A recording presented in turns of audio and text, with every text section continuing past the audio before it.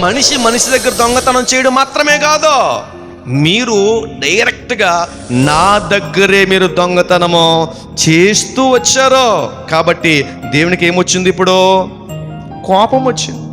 కోపం వచ్చి అంటున్నాడు, మీరు ఇలా చేయడం వల్ల, మీరు ఈ పని చేయడం వల్ల మీరేమవుతున్నారు అన్నాడు, శాపగ్రస్తులైపోతున్నారు.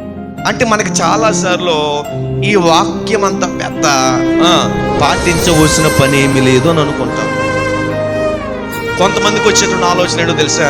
పాస్టర్ గారండి, మా దగ్గర మరి పనులు లేవు, పాటలు లేవు, ఏ పని మేము చేసుకోవట్లేదు.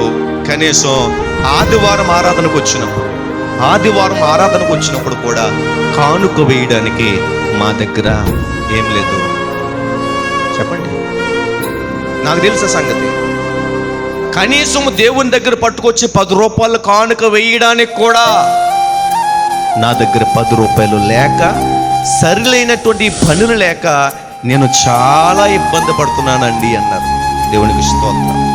అయితే నేను అంటున్నాను, నా దేవుని వాక్యం ద్వారా ప్రేరేపించబడి ఒక సేవకుడిగా చెప్తున్న మాట ఏంటో తెలుసా? ఈరోజు నీకు ఈ పరిస్థితి రావడానికి గల కారణం ఏంటి? ఒక దినము నీ చేతుల్లో లక్షల రూపాయలు విసిలేవి.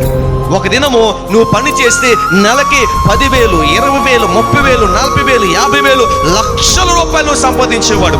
మరి ఆ సమయంలో ఎప్పుడైనా ఈ వాక్యం గుర్తొచ్చి దేవుని సొమ్ము దేవునికి ఇవ్వాలి అనే ఆలోచన ఎప్పుడైనా వచ్చిందా?